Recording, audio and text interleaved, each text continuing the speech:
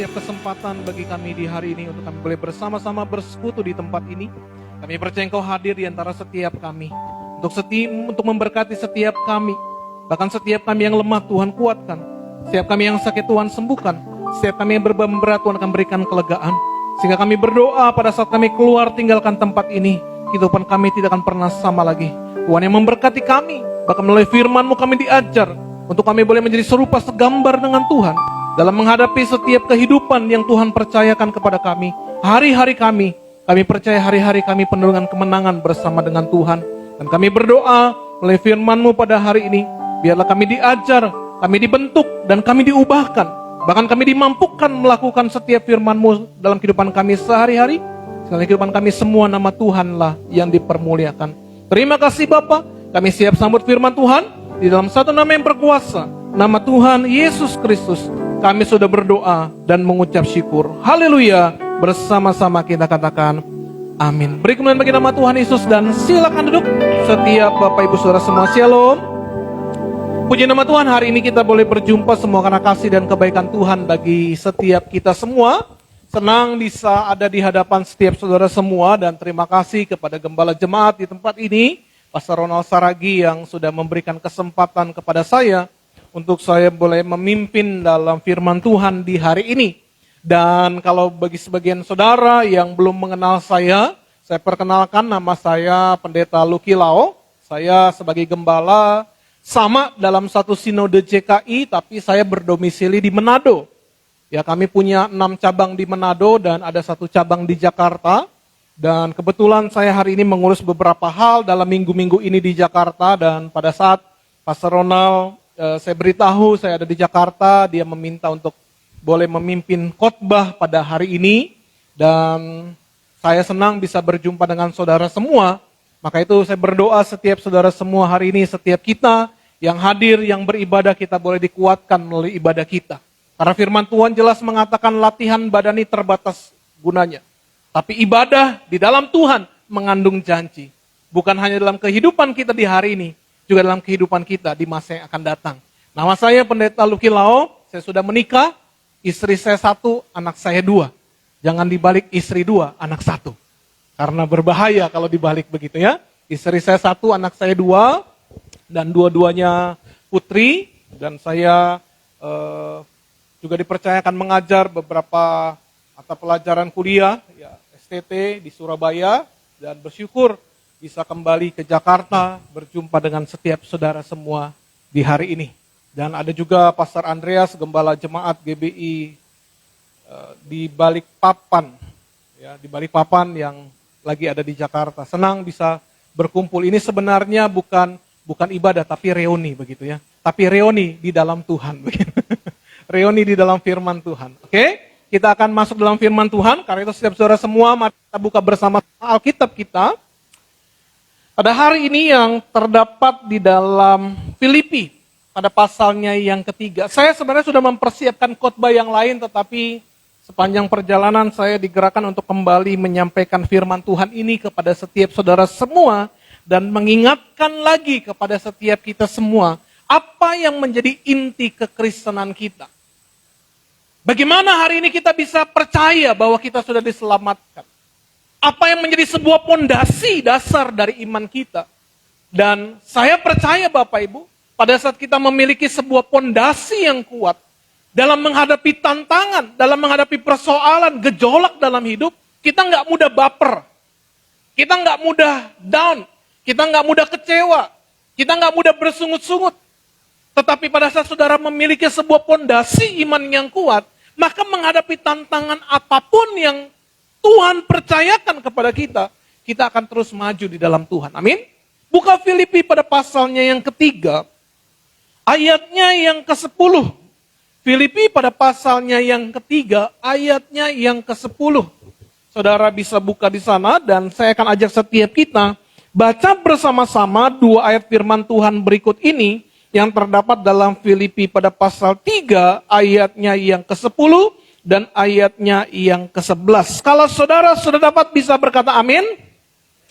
Oke, mari kita baca bersama-sama Filipi pada pasal 3 ayat yang ke-10 dan ayat yang ke-11. 2, 3, ya.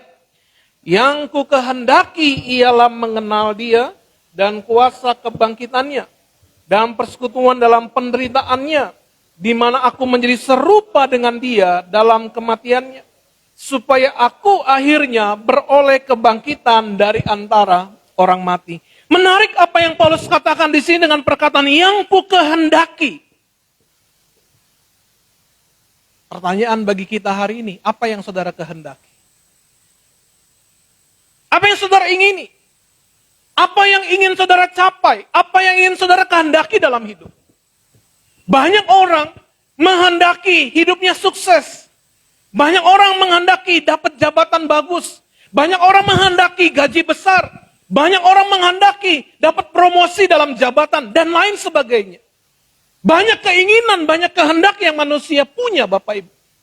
Tetapi menarik dari kata-kata Paulus di sini, dia berkata bahwa yang ku kehendaki ialah mengenal dia dan kuasa kebangkitannya.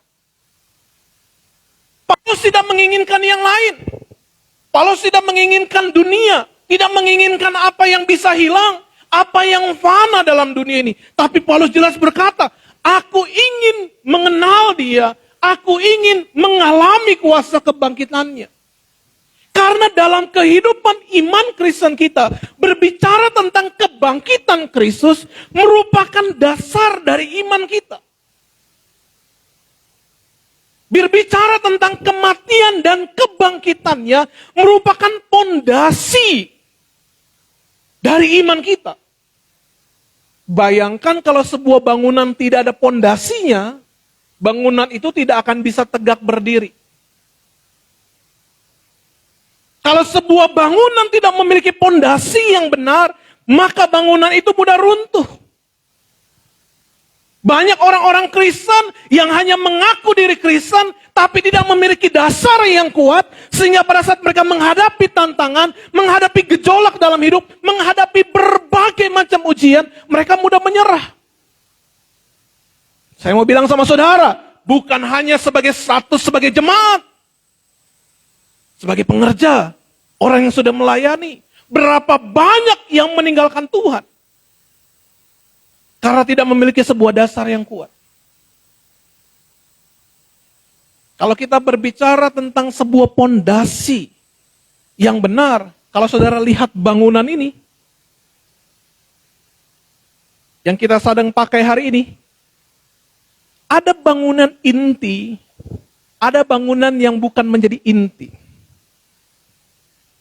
Kalau saudara lihat beberapa tiang, ada 3 tiang di sebelah sana, 1 tiang di tengah, ada 2 tiang di sebelah sana. Ada lagi tiang di pojok-pojok biasanya. Itulah inti yang menyangga seluruh bangunan. Sehingga kalau 1 tiang ini kita rubuhkan, atau 1 tiang tidak ada, mungkin tidak berapa lama kemudian seluruh bangunan ini akan runtuh. Tapi kalau saudara pecahkan kaca, saudara runtuhkan tembok ini, bangunan ini mungkin masih bisa tetap kuat, kokoh, berdiri. Kenapa? Karena dia bukan inti sebuah bangunan. Berbicara kekristenan, berbicara tentang kematian dan kebangkitan Kristus merupakan inti penyangga dari iman kita.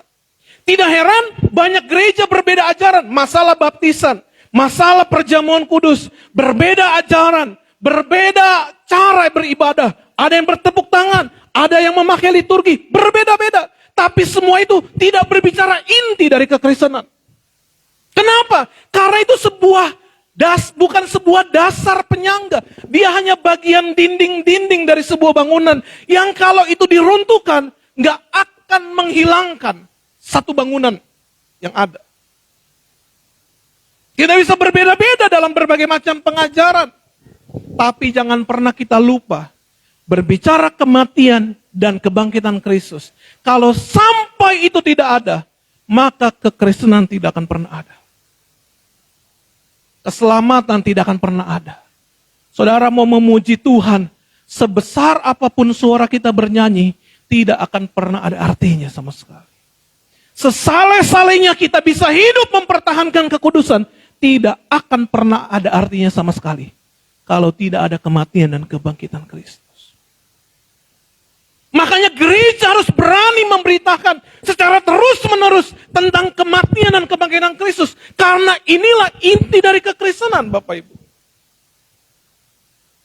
Paulus sadar dan mengajarkan kepada jemaat di Filipi dengan mengatakan yang ku kehendaki, mengenal dia, mengalami kuasa kebangkitannya, supaya aku menjadi serupa di dalam kematiannya. Inilah yang Paulus ingin capai dalam hidup. Inilah yang Paulus kejar dalam hidup. Banyak orang kejar supaya sukses, kejar supaya bisa naik jabatan, kejar supaya bisa dapat promosi. Hei Bapak Ibu, itu bukan inti. Kalaupun Tuhan memberikan semua itu sama kita, itu hanya bonus dalam hidup kita. Itu hanya sekadar bonus dalam hidup. Tapi bagaimana dalam hidup ini kita melakukan yang benar, berjalan dengan benar. Itulah yang harus kita lakukan. Percuma kita beribadah tanpa kematian dan kebangkitan Kristus. Saat ini kita masih dalam peringatan. Beberapa waktu lalu Yesus yang sudah bangkit bagi kita, mati bagi kita. Yang dalam minggu ini kita akan merayakan kenaikan Tuhan ke surga. Yesus mungkin bisa datang sebagai manusia, tapi tanpa Yesus yang mati dan bangkit bagi kita, tidak akan pernah ada keselamatan yang kita terima di hari ini. Tidak pernah ada keselamatan yang bisa kita terima di hari ini. Makanya kalau orang sudah mengenal dia dengan benar, mengalami kuasa kebangkitannya, bersekutu dalam penderitaannya, dia tahu apa yang harus dia lakukan dalam hidup. Dia bisa melakukan apa yang benar dalam hidup. Dia tidak pernah menyia-nyiakan hidupnya. Justru dia pakai kehidupannya untuk memberkati banyak orang. Menjadi berarti bagi orang lain. Karena setiap kita, pada saat kita dipanggil menjadi orang-orang percaya, Tuhan bukan hanya memanggil kita, memberkati kita, menyelamatkan kita. Tapi Tuhan memanggil kita untuk kita memberkati orang lain, melayani orang lain. Untuk itulah Tuhan memanggil setiap kita, Bapak Ibu. Lalu apa yang bisa kita pelajari dari peristiwa kematian dan kebangkitan Kristus? Apa yang bisa kita pelajari? Kenapa Paulus benar-benar menghendaki mengenal dia, mengalami kuasa kebangkitannya? Coba saudara buka Matius pada pasal yang ke-28. Matius pada pasalnya yang ke-28, ayatnya yang ke-6. Matius 28 ayat yang ke-6 dikatakan begini.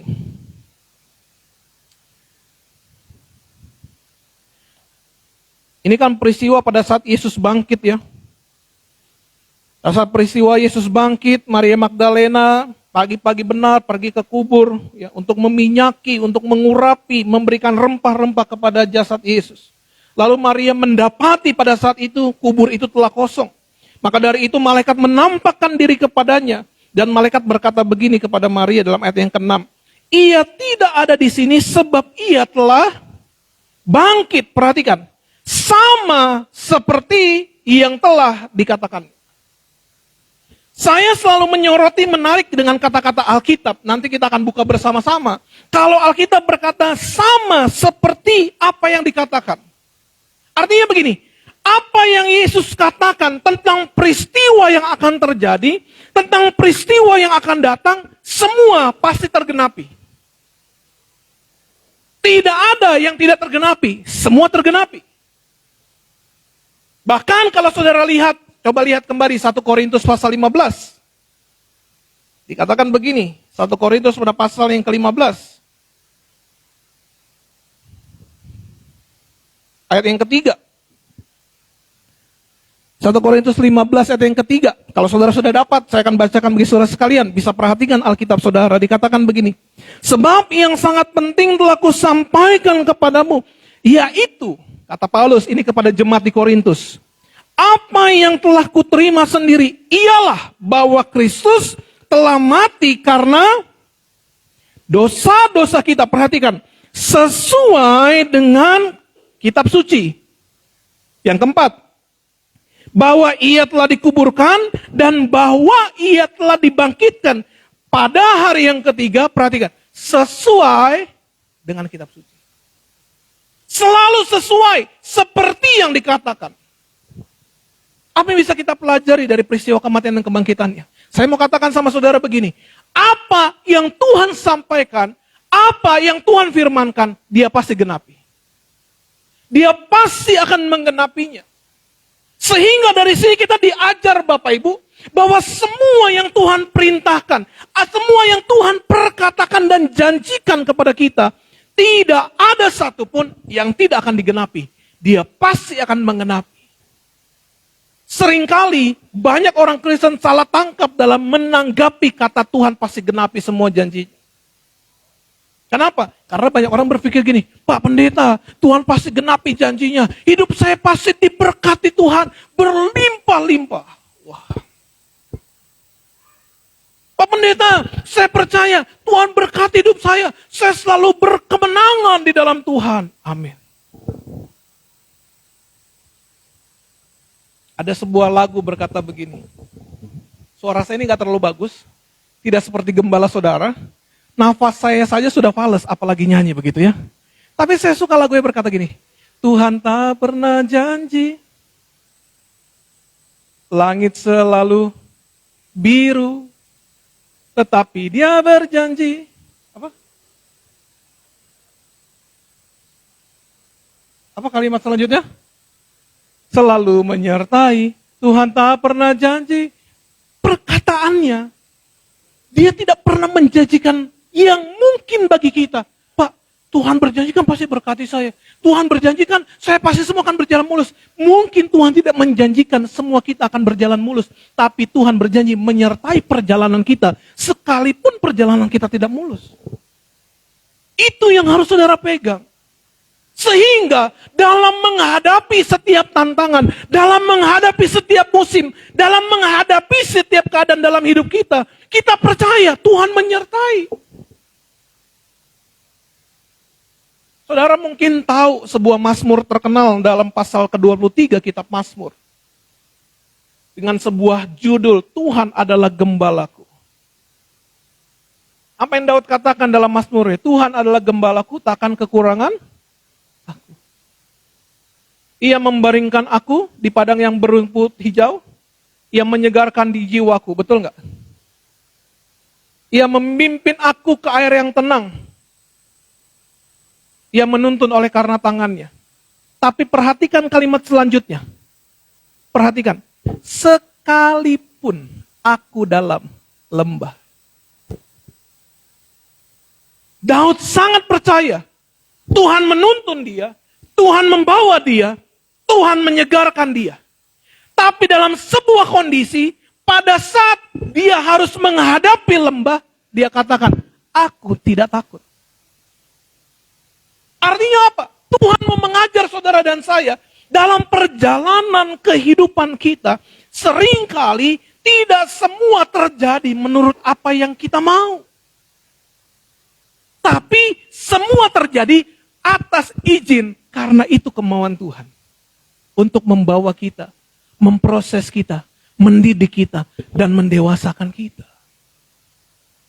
Sehingga setiap orang yang mengenal dia, yang mengalami kuasa kebangkitannya, saat menghadapi situasi yang demikian, mereka tidak mudah bersungut-sungut Bapak Ibu. Mereka tidak mudah kecewa, mereka tidak mudah mundur dari Tuhan, mereka tidak mudah komplain sama Tuhan. Kenapa? Karena dia tahu Tuhan menyertai dia. Sehingga pertanyaannya hari ini, sejauh mana saudara sudah benar-benar mengenal dia? Sangat penting dan sangat menentukan sikap hidup kita. Setiap harinya. Dalam menghadapi berbagai macam tantangan hidup.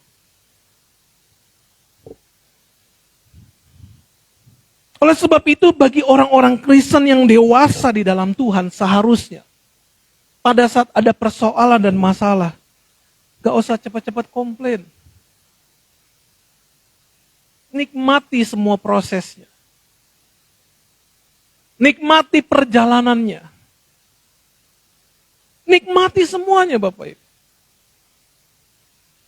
Karena saya percaya tidak akan ada progres tanpa proses. Tidak akan ada kemajuan tanpa adanya proses. Kalau kita harus melewati proses Tuhan hari ini, nikmati. Karena ada waktunya Tuhan mengangkat kita, ada waktunya Tuhan membawa kita keluar dari semuanya. Makanya orang yang mengenal dia dengan benar, dia tidak akan pernah mudah bersungut-sungut saat dia harus masuk dalam berbagai proses dalam hidupnya. Tadi saya saksikan yang bersama-sama saya Patikala. Prosesnya mungkin nggak mudah. Tapi sampai Tuhan bawa dalam perjalanan hidup sampai dengan hari ini jadi sebuah pemimpin perusahaan besar di Indonesia. Makanya pada saat kita ngobrol-ngobrol di mobil, kita dapat kesimpulan dalam Roma 8 ayat 28. Dengan berkata kita tahu sekarang bahwa Allah turut bekerja dalam apa? Hal yang enak. Ada begitu kalimatnya? Bekerja dalam hal yang baik. Tidak. Allah turut bekerja dalam segala sesuatu. Karena berbicara segala sesuatu tidak terbatas dalam satu kondisi tertentu. Tapi sekalipun dalam kondisi yang tidak baik, Allah turut bekerja. Tapi kita tahu kapan Tuhan turut bekerjanya. Tadi Alkitab katakan, kita tahu sekarang. Arti kata sekarangnya itu yang perlu saudara maknai dengan benar. Pada saat saudara menghadapi masalah, pada saat saudara terpuruk, pada saat saudara jatuh, pada saat saudara menghadapi tantangan hidup, saudara mungkin gak bisa berkata, Allah turut bekerja. Sulit, kenapa? Kita gak bisa lihat jalan keluar. Tapi kalau saudara setia menjalani prosesnya, mengucap syukur sama Tuhan, selalu setia taat sama Tuhan, saat saudara melewati semuanya, dan saudara lihat ke belakang, saudara boleh bilang, sekarang aku tahu, sekarang bahwa Allah turut bekerja. Dalam segala sesuatu, mendatangkan kebaikan. Pada saat di dalam masalah, mungkin kita nggak bisa berkata demikian. Sama orang sedang tenggelam, nggak bisa lihat jalan keluar. Tapi saat saudara menikmati semua prosesnya, menikmati perjalanannya, sampai saudara benar-benar keluar, dan saudara bebas merdeka, saudara lihat ke belakang, ternyata Allah turut bekerja. Aku tahu sekarang. Pada saat saudara pernah melewati semua proses ini, menghadapi proses-proses berikutnya, saudara bisa berkata, gak apa-apa. Saudara bisa mengucap syukur. Saudara gak mudah komplain. Kenapa? Karena pengalaman mengajarkan sama saudara, Tuhan turut bekerja. Dalam segala sesuatu. Tapi kalau kita belum pernah mengerti dan mengalaminya, sulit bagi kita mengucapkan, Tuhan turut bekerja. Dalam segala sesuatu. Makanya kalau saudara percaya bahwa Tuhan akan menggenapi setiap janjinya kepada kita, seharusnya saudara juga percaya dalam segala sesuatunya Tuhan turut bekerja. Dalam segala sesuatunya Tuhan turut bekerja. Yang kedua, coba kembali dalam 1 Korintus pasal 15. Kami bisa kita pelajari tentang peristiwa kematian dan kebangkitan Kristus.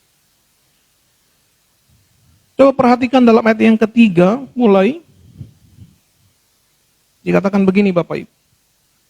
Sebab sangat penting telah kusampaikan kepadamu, yaitu apa yang telah kuterima sendiri, ialah bahwa Kristus telah mati karena dosa-dosa kita sesuai dengan kitab suci. Perhatikan ayat keempat.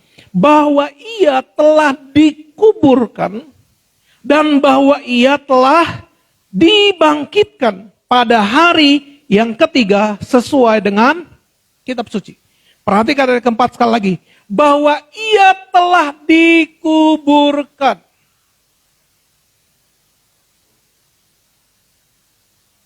Kalau saudara baca ia telah dikuburkan, siapa yang kubur Yesus?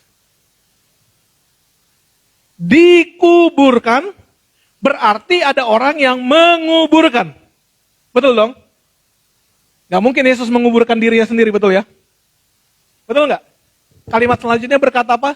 Bahwa ia telah dibangkitkan. Saya tanya sama saudara, semua orang Kristen ya? Percaya Yesus ya? Saudara percaya Yesus sebagai Tuhan ya? Apa jangan-jangan ada yang ragu-ragu? Nanti saya minta Pastor Ronald untuk mendoakan begitu ya. Atau melepaskan begitu ya. Saudara percaya Yesus adalah Tuhan, amin? Saudara benar-benar percaya Yesus adalah Tuhan? Saudara percaya sebagai Tuhan dia berkuasa atas segala-galanya? Segala hal yang mustahil Tuhan bisa lakukan? Pertanyaannya, dia telah dikuburkan dan dia telah dibangkitkan. Kalau dia dikuburkan, ada orang yang menguburkan. Kalau dia dibangkitkan, berarti ada orang lain yang membangkitkan.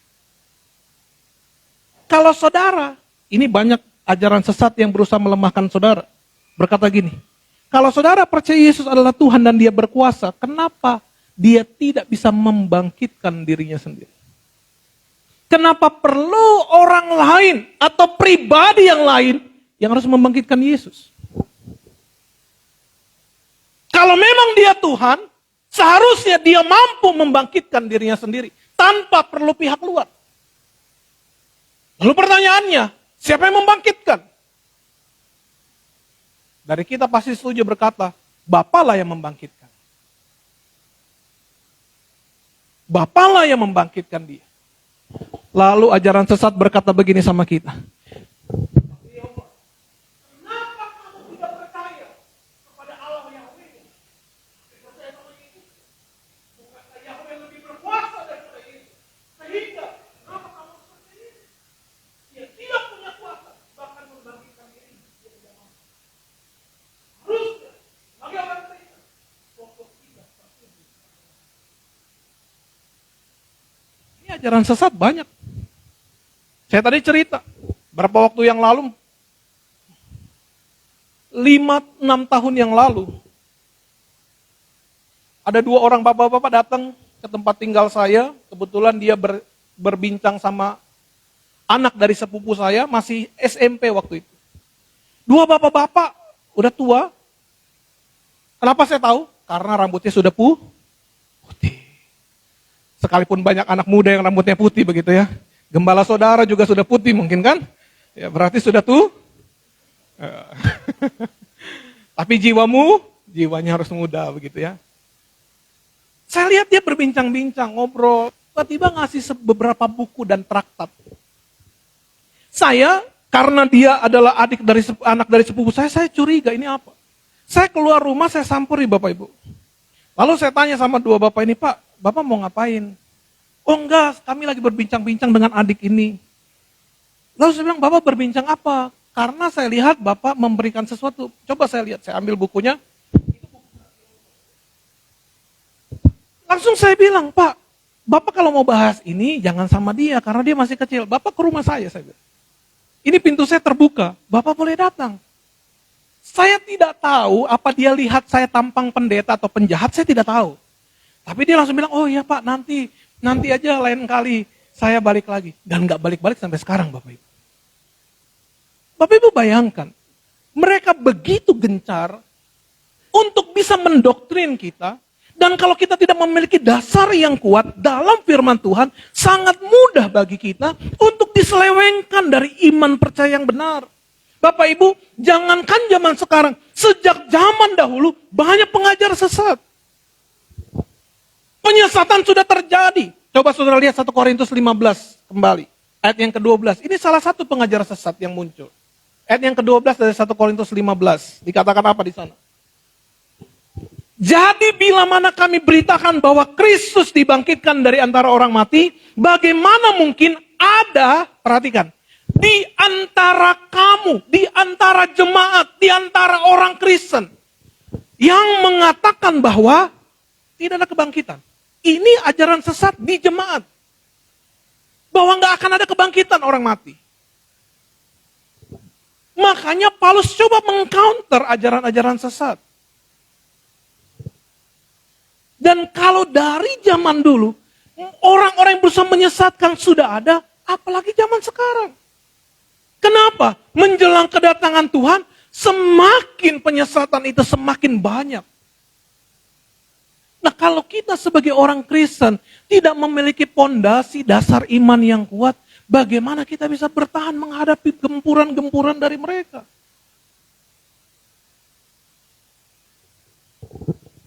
Makanya pada saat melihat sebuah kebutuhan ini, saya ambil keputusan untuk buka kelas. Menanamkan banyak hal sama jemaat. Kita buka-bukaan dengan Alkitab. Dalam arti kita harus lihat benar-benar Alkitab. Dan tidak hanya meninabobokan jemaat. Dan saya percaya kepada saudara melakukan hal itu sama saudara. Karena bagaimana mungkin kita bisa bertahan Bapak Ibu. Ayat 12 pun berkata bahwa Kristus dibangkitkan. Masih pakai kata di. Dan semua 1 Korintus 15. Semua memakai kata dibangkitkan. Makanya mereka terus-menerus menyerang. Kenapa kamu harus percaya Yesusnya? Sedangkan Yesus gak punya kuasa kok membangkitkan. Ini yang mereka coba serang dari kita.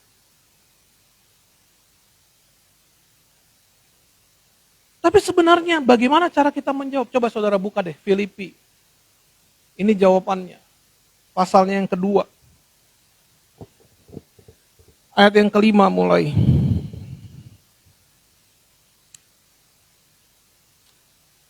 Perhatikan. Hendaklah kamu dalam hidupmu bersama menaruh pikiran dan perasaan yang terdapat juga dalam Kristus Yesus. Terus. Perhatikan baik. Yang walaupun dalam rupa Allah. Rupa Allah. Jadi Yesus tidak berbeda dengan Bapaknya.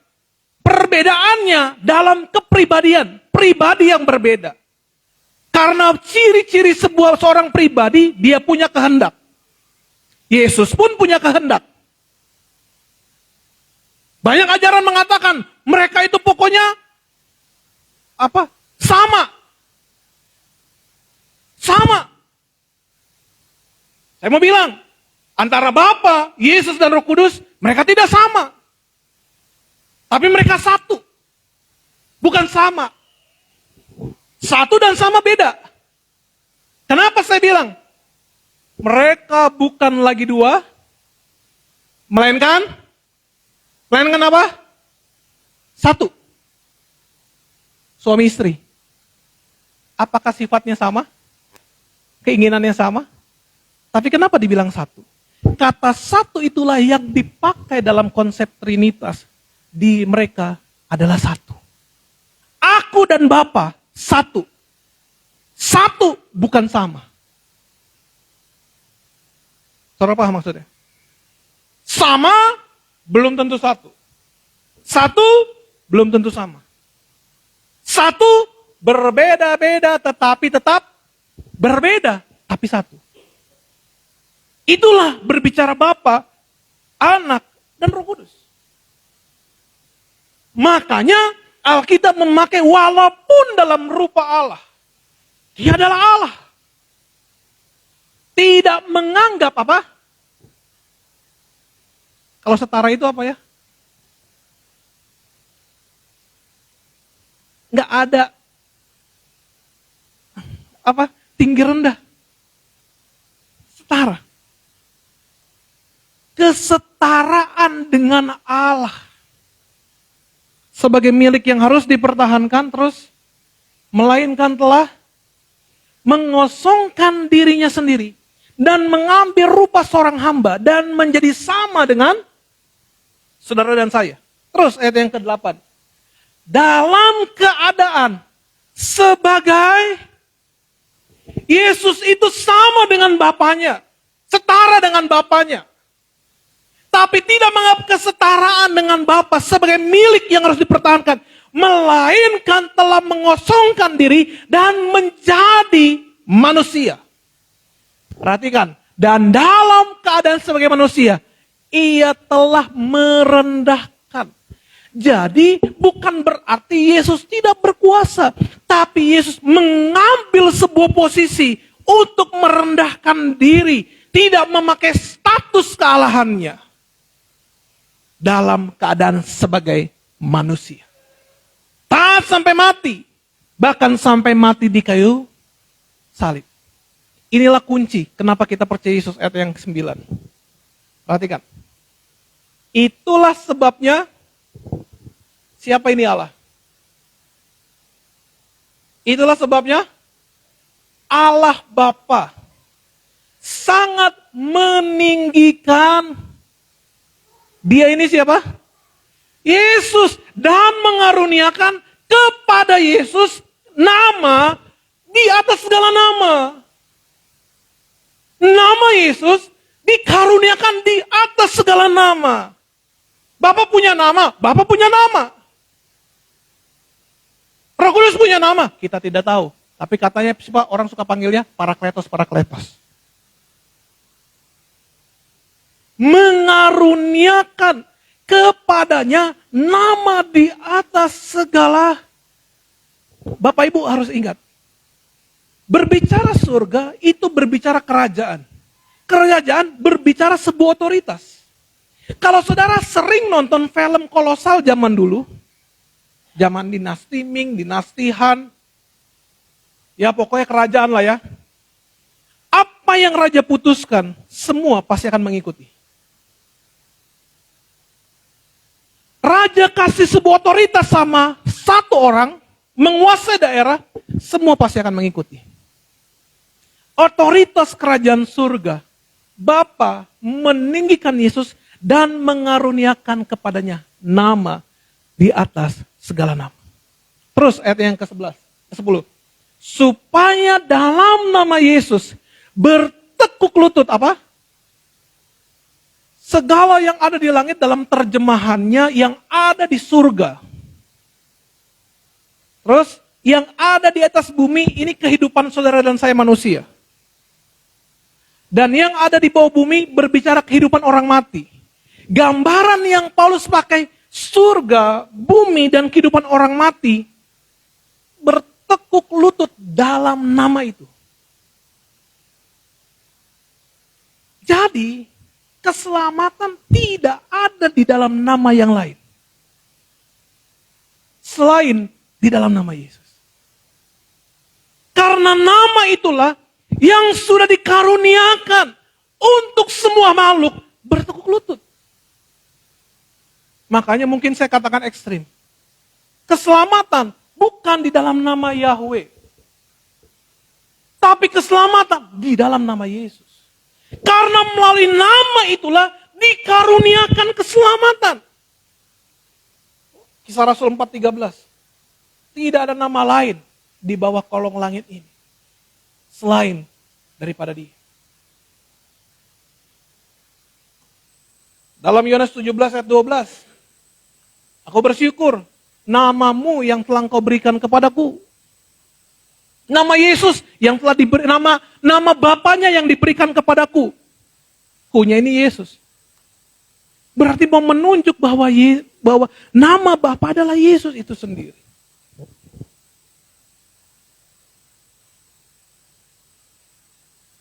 Makanya bukan berarti Yesus tidak berkuasa membangkitkan dirinya. Dia sedang merendahkan dirinya. Dia menjalani prosesnya. Dia setia dalam proses. Dia taat dalam proses yang Bapanya berikan kepadanya. Sehingga pertanyaannya hari ini kepada kita. Kalau saudara mengalami Tuhan dalam hidup kita. Pribadi lepas pribadi. Sudahkah saudara hidup dalam ketaatan kepada Tuhan? Ada lagu berkatakan, hidupku bukannya aku lagi, tapi Kristus dalamku. Hidupku bukannya aku lagi, tapi Kristus dalamku. Pada saat kita berkata hidupku bukan aku lagi, sudahkah dalam setiap kehidupan kita, setiap hari Kristus hidup dalam kita? Apakah kita sudah mengenal dan mengerti rencana Tuhan? Sudahkah dalam dunia ini kita mempraktekkan kehidupan kita sebagai orang-orangnya Tuhan? Jangan-jangan kita hanya mengaku diri Kristen, tapi orang tidak bisa melihat ciri kehidupan Kristen dalam kita. Kita mengaku diri orang percaya, tapi tidak bisa terlihat dari kehidupan kita sebagai orang percaya. Saya kasih contoh begini. Setiap saudara mau ke surga, ingin masuk surga ya? Saudara ingin masuk surga kan?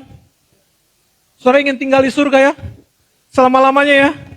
Benar nggak? Bohong lagi. Pura-pura ah. Ingin masuk surga kan? Semua ingin ya? Siap nggak ke surga? Kira-kira nih, kira-kira. Dengan apa yang kita hidupi hari ini, cocok nggak dengan suasana surga? Dalam perjalanan hidup kita hari ini, sudahkah sikap hidup kita, cara hidup kita cocok pada saat kita tinggal di surga? Jangan-jangan nggak cocok. Saya kasih gambaran begini. Mungkin saudara bilang sama saya gini, Pak Pendeta, weh, Eropa itu keren Pak. Wih, ada salju Pak Pendeta. Putih bersih. Keren Pak, wah menara Eiffel bagus, menara Pisa. Wah keren Pak, saya pengen Pak tinggal di Eropa. Wih, pengen ke Eropa. Lalu pada saat saudara pergi ke Eropa, tinggal di Eropa, saudara pusing. Kenapa pusing? Karena susah nyari nasi. Kita sudah terbiasa makan nasi, tiba-tiba kita susah dapat nasi. Orang Indonesia bilang kan, kalau belum makan nasi, belum makan. Dia bilang, Pak, aduh di Eropa, saya menderita Pak. Gak bisa makan. Lapar terus bawaannya, karena belum makan nasi. Di Eropa, saudara menggigil kedinginan. Gak terbiasa dengan udara dingin, suhu ekstrim. Di Jakarta, panas. Tinggal di sana, sakit-sakitan karena udara dingin. Artinya begini, cara hidup kita di Indonesia gak cocok pada saat kita jangan-jangan cara hidup kita di dunia gak cocok dengan di surga. Semua orang maunya ke surga. Jangan sampai saat di surga saudara menggigil. Karena apa? Cara hidupnya berbeda dengan cara hidup hari ini. Makanya saya percaya begini, dunia menjadi tempat latihan kita untuk kehidupan kita kekal selama-lamanya. Sudahkah dalam hidup ini kita taat kepada Tuhan, melakukan apa yang Tuhan mau? Atau kita hanya membawa kehendak kita, melakukan apa yang kita mau? Jangan-jangan sampai di surga kita yang kebingungan, kok cara hidupnya berbeda. Sehingga ada sebuah pendeta mengungkapkan, kita ke surga bukan menikmati surga, tapi surga jadi neraka buat kita. Kenapa? Karena gak cocok dengan cara hidup kita katanya. Jangan sampai begitu. Semua orang kan pengen, oh Yerusalem kota mulia hati. Wah, jangan-jangan itu hanya lip service. Karena pada saat sampai di Yerusalem baru, gak cocok begitu. Amin. Belajar dalam dunia ini. Tempat latihan kita taat. Sama seperti Yesus. Dalam ketaatannya sebagai manusia. Bapa mengaruniakan kepadanya nama di atas segala nama. Ketaatan menghasilkan berkat Bapak. Ketaatan kita menghasilkan berkat. Kalau hari Tuhan memproses saudara, bertekunlah dalam proses. Kalau hari Tuhan mengizinkan banyak hal terjadi dalam hidup saudara, taatlah di dalamnya.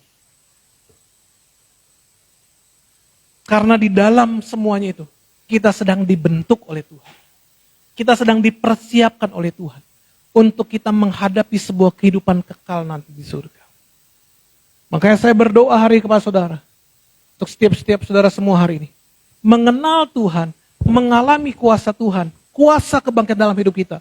Menjadi satu hal yang harus kita tempatkan di atas. Dari semua hal yang kita inginkan dalam dunia ini. Maka pada saat yang utama ini kita cari. Bukan hanya cari berkatnya. Orang yang dapat berkat dari Tuhan, orang dapat mujizat dari Tuhan belum tentu bertahan. Nanti ya suatu saatnya kita bahas ya. Orang yang terima mujizat tidak jaminan akan selamat. Banyak ayatnya. Jadi jangan pernah saudara pikir kalau saudara dapat mujizat, saudara punya privilege di hadapan Tuhan, spesial di mata Tuhan. No, mujizat berlaku bagi orang-orang yang belum percaya. Mereka bisa dapat mujizat. Orang kusa, 10 orang kusa dapat mujizat. Tapi berapa yang kembali sama Yesus? Dapat mujizat? Dapat. Kemana mereka selanjutnya? Allahu alam. Bahasa orang Jakartanya. Gak tahu.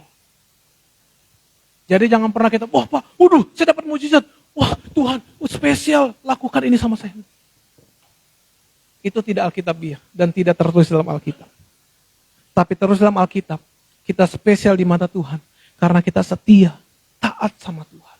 Dibentuk menjadi serupa, segambar dengan Tuhan. Amin. Doa saya setiap kita semua, saat kita sudah mengenal kuasa kebangkitan Tuhan, mengenal Tuhan dengan benar, menghadapi setiap tantangan, ujian, proses yang terjadi, kita tetap setia mengiring Tuhan sampai pada akhir kehidupan kita semua. Amin. Doa saya kita tetap dimampukan untuk melakukan setiap firman Tuhan dalam kehidupan kita sehari-hari. Mari kita berdoa.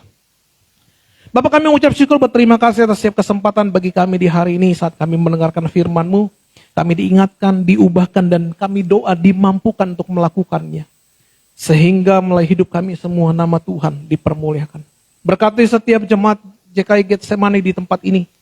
Dari para pengurus jemaat maupun setiap gembala yang ada, pemimpin yang ada, Tuhan berkati setiap mereka. Sehingga mereka boleh membawa setiap kami di tempat ini untuk menjadi serupa segambar dengan Tuhan. Menjadi sempurna seperti Kristus. Hingga Tuhan datang menjemput setiap kami. Kami didapati orang-orang yang setia kepada Tuhan. Kami bersyukur dan kami berdoa di dalam nama Tuhan Yesus Kristus. Haleluya. Amin.